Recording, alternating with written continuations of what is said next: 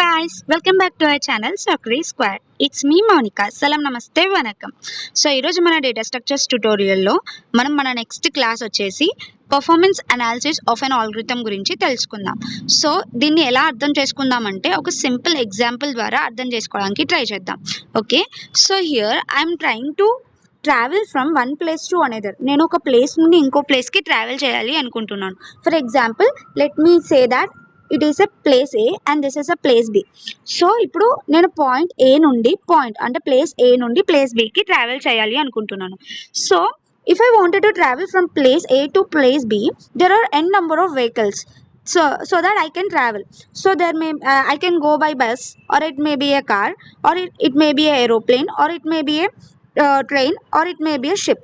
నేను ఒక ప్లేస్ ఏ నుండి ప్లేస్ బికి ట్రావెల్ చేయడానికి ఎన్ నెంబర్ ఆఫ్ వెహికల్స్ అనేటివి ఉన్నాయి. నాకు ఇక్కడ ఏం జరుగుతుంది అంటే నేను వెహికల్ ద్వారా వెళ్ళొచ్చు, వెహికల్స్ని యూజ్ చేసుకొని వెళ్తాను. బేసిక్గా బస్లో వెళ్ళొచ్చు, కార్లో వెళ్ళొచ్చు, అండ్ ఆల్సో ప్లేన్లో వెళ్ళొచ్చు, ట్రైన్లో వెళ్ళొచ్చు, అండ్ ఆల్సో షిప్లో కూడా వెళ్ళొచ్చు అవసరమైతే. కానీ ఇక్కడ ఈ అన్ని వెహికల్స్లలో which one I will choose?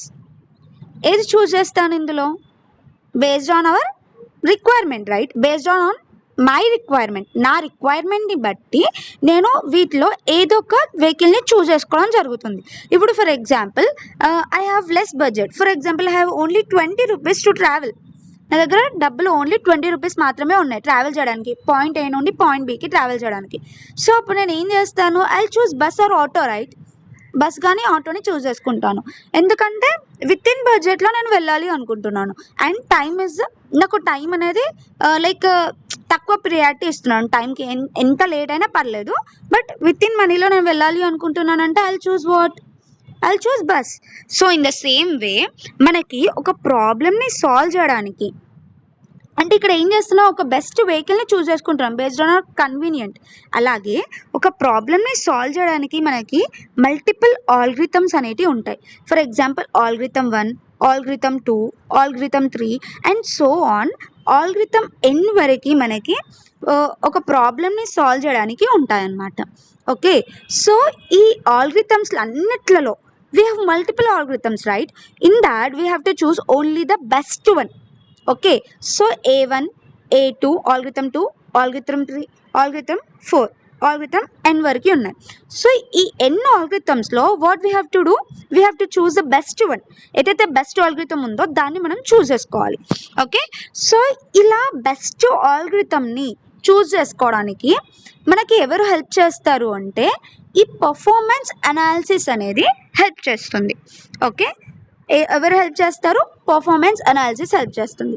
So first of all performance analysis is nothing but what is an analysis?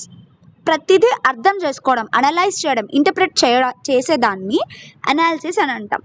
Performance అంటే ఏంటి అంటే బేసిక్గా కొన్ని ఏమంటారు,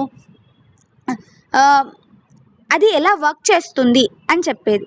ఓకే, ఒక ఆల్గరిథమ్ అనేది ఎలా వర్క్ చేస్తుంది అని చెప్పేదే పర్ఫార్మెన్స్ అనమాట. How efficient and algorithm is working is called as a performance, right?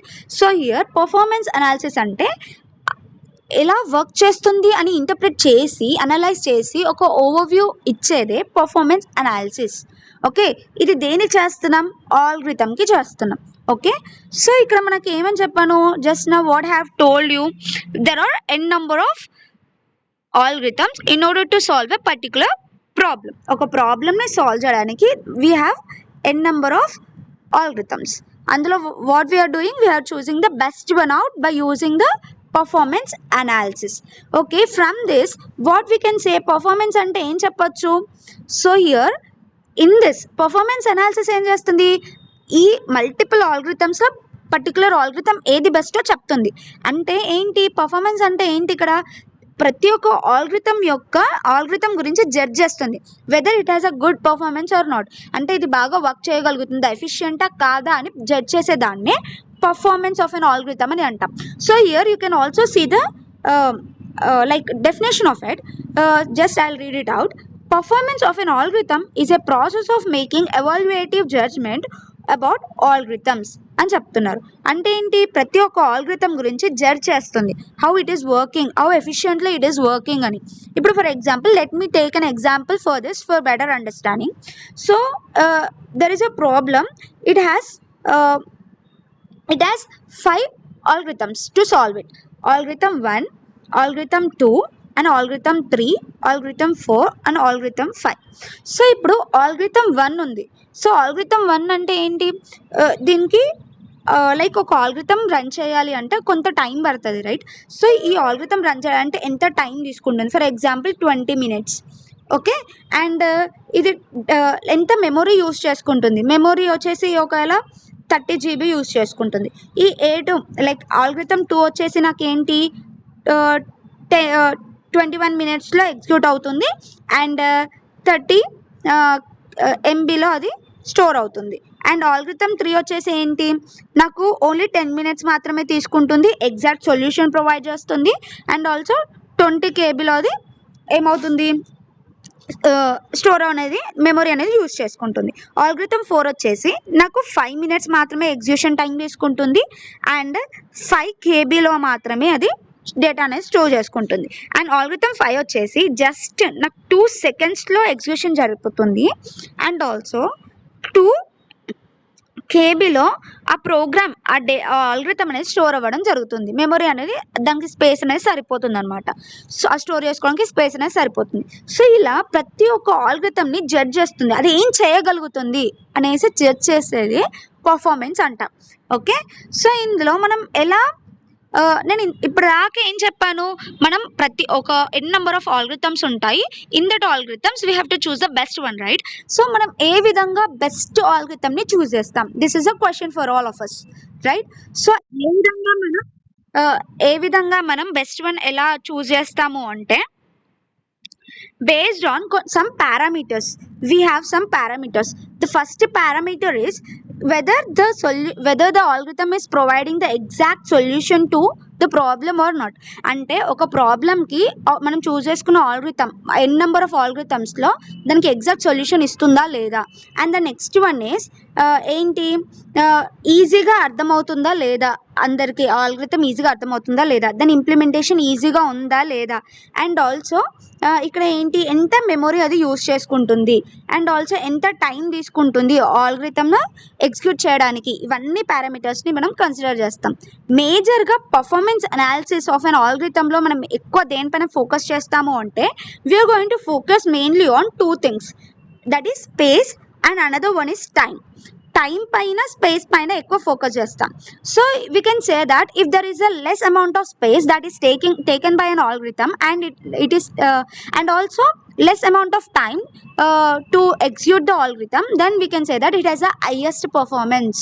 అంటే ఏంటి, ఒక ఆల్గరిథం కనుక చాలా తక్కువ టైంని అండ్ ఆల్సో తక్కువ స్పేస్ని యూజ్ చేసినట్లయితే ఒక ఆల్గరిథం చాలా best one and also efficient one అని చెప్పుకోవడానికి వస్తుంది అనమాట. ఓకే, సో ఈ విధంగా మనం ఒక ఆల్గరిథంకి పర్ఫార్మెన్స్ అనాలిసిస్ అనేది చేస్తాం based on this 2 things.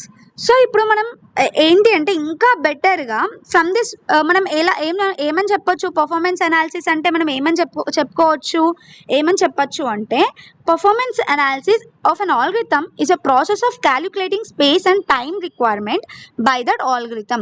That means we are majorly focusing on what? We are majorly focusing on space as well as time. So based on this only we are telling that whether the algorithm is best one or not, right? For example, ఏదైతే ఇప్పుడు A1 A2 algorithms ఉన్నాయి, algorithm 1 and algorithm 2, it is taking only 2 seconds and 2 KB of storage and it is taking 5 minutes and also 30 GB of memory. Then which one is the best one here?